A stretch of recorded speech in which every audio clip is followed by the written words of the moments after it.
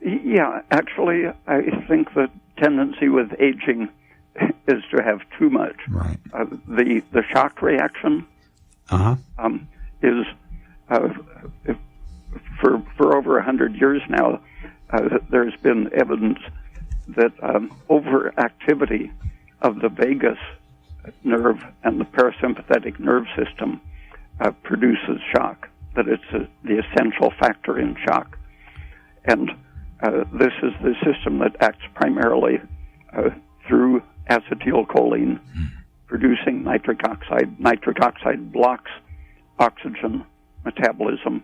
So in shock, your blood stays red and full of oxygen, but the tissue can't use it. And that happens with aging, heart failure, kidney failure, dementia. All the tissues relatively have a shock-like metabolism that progresses with aging. Do you think there's any medical benefit or interest in increasing the breakdown of acetylcholine? There are lots of therapeutic uses of things that block the overactivity of acetylcholine and accelerate its turnover. A rich environment increases the enzyme that breaks down acetylcholine. So the environmental enrichment then would encourage the breakdown of acetylcholine? Having a good life protects you against too much. It protects you against lots of aging problems, right?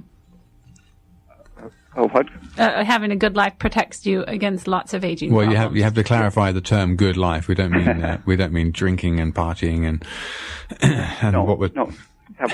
having lots of fun, reading interesting things, talking to interesting people. Yeah, and having an interesting job to do, and interesting work, and liking your job, not because it pays you well, but because you're fundamentally interested in it, which is what you should always pursue in your life.